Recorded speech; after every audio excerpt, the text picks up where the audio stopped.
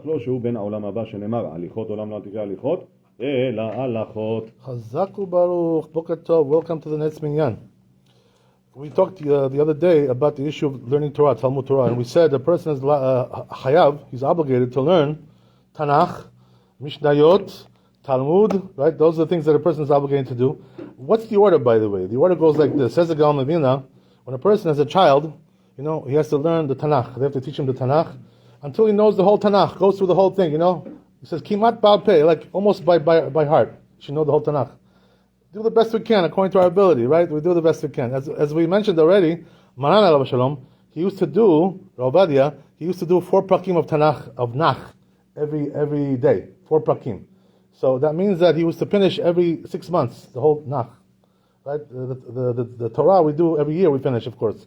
But he used to do the Nach also, every 6 months finish. If you do 1 parak a day, you finish every 2 years, the Nach. So you should try to do either this or that, right? Whatever you can do. At least 1 parak a day a person should do. Try to do at least that much. That's the way it is. Once you get the Tanakh, then you got to learn Mishnayot and master that. Get it in your pocket.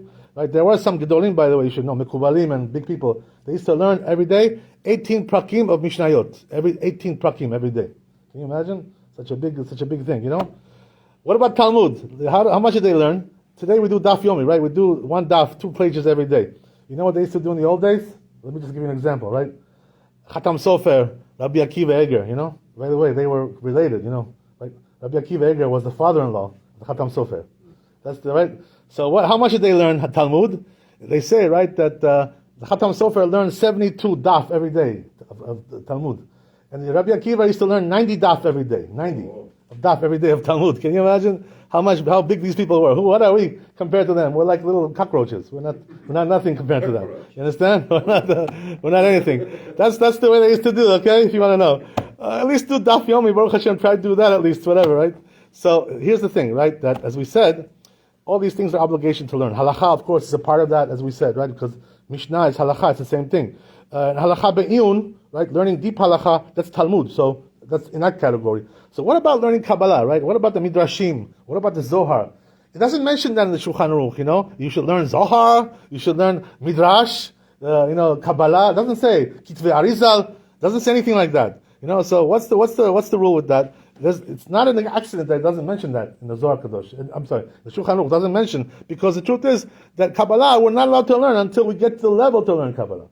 So what does that mean to get to the level? Right? It says the Rambam. There's a Rambam, and the Ramah brings it down the Shulchan Aruch as well. That a person shouldn't learn Kabbalah until what? Until he milek keraso b'shasu poskim. Until he first filled up his stomach with shas, Talmud and poskim, and learn poskim. Once he did that, he can learn Kabbalah, right? So don't think, by the way, milek keraso. It doesn't mean you fill up your stomach with chachapuri. We're talking about shas and poskim. That's what you have to do. Chachapuri is not going to help you, right? To learn Kabbalah. So therefore, you got to first do that. That's the order. And by the way, all the poskim write this down. They bring it down. The Maharshal, Rav Shlomo Luria, even the Alter Rebbe, right? The Balatanya, he brings down also in his Shulchan Aruch Harav. He says that, he says like this, a mashal. He says a person, who's jumping to learn Kabbalah, he hasn't even learned yet Pshat. He hasn't learned. So what does it resemble? He says he gives a mashal. He says, what does it resemble? It's like a person, who is saying, to people, listen, I need water, I'm thirsty, I have no water, I'm going to die of thirst. But, he's inside the water, inside the water, and he's swimming inside the water. He's telling people, I don't have water. It's like, so the same thing, a person learning Talmud, inside the ocean of Talmud, the Yam of Talmud, and he's telling people, I don't have any Torah. What do you mean you don't have Torah? You have Talmud. First learn Talmud, and then go to Kabbalah. That's what he means to say, the Alter Rebbe. Understand? So it's also Maran Rabbi Shalom. He also has 2 tshuvot about this. One in Yebi Omer, one in Yechavedat. He also says over there that a person is not allowed to learn Kabbalah until he fills up his stomach with Shas and Poskim. Right? That means you have to first learn the whole Shulchan Aruch, the whole Rambam, the whole Talmud. Right? And once you get to that level, then you can learn Kabbalah. This is the way it is. You understand? So a person has to know his level. It says the Gaon Mevina, by the way, about this. That he says that a person who tries to come in, closer to Hashem than he really deserves. What does that mean? He's not on the level. To get so close like that, to learn Kabbalah. And he tries to get closer, and he's not on the level to get there. You know what happens, right? They punish him because of that. He gets punished also. The Rama also writes this, in his book Torah Chatat. He says over there that if a person learns Kabbalah and he's not ready, they punish him in Hashemayim.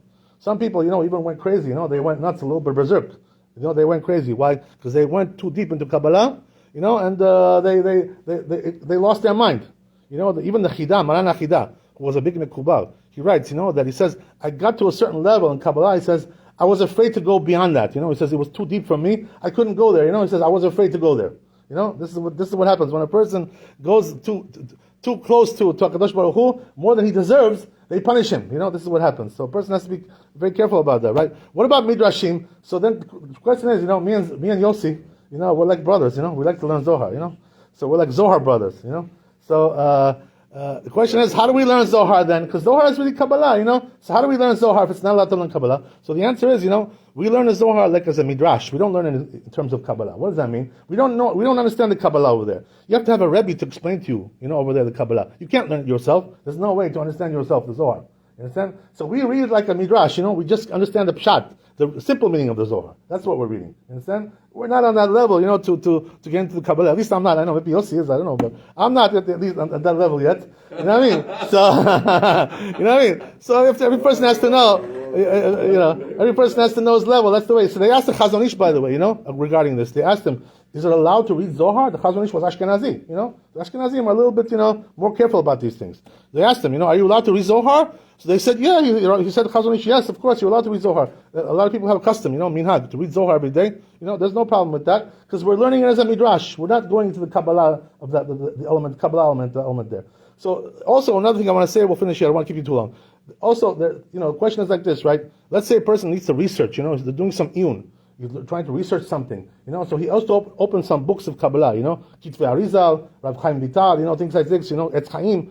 He's allowed to open and research, just to check something, some sources, That's okay. We're not talking about that. We're talking about when he systematically learns Kabbalah every day, like he has a seder, This he should not do. And by the way, also, you should know, by the way, they asked Maran, Rav Ovadia Shalom, his grandson, Rabbi Sasson, who's a good friend of mine, he asked him, a good question. He said, can we learn Kabbalah in this generation? So the Maran told him something interesting, He said, first of all, he told him, if you go according to my shita, my way, Maran told him, don't learn Kabbalah, don't touch it.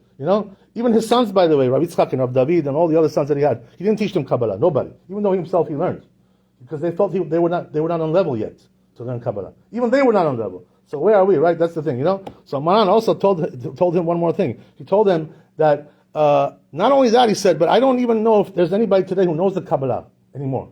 Why? Because what happened was that there was one big Mekubal that was in Eretz Israel, his name was Rabbi Mordechai Sharabi, He was the source of all Kabbalah in this generation. Whoever learned with him, got the Kabbalah. Who didn't learn with him, we don't know if he has Kabbalah. We're not really sure. So Maran said, once Rav Sharabi passed away, he says, I don't even know if there's anybody we can learn from anymore Kabbalah in this generation. I'm not even sure. Because they have to have the whole Kabbalah, the whole thing. Rav Sharabi was the only one who had the whole Kabbalah in his pocket. It was an unbelievable Chacham, Rav Sharabi. Maran, he learned with him 10 years.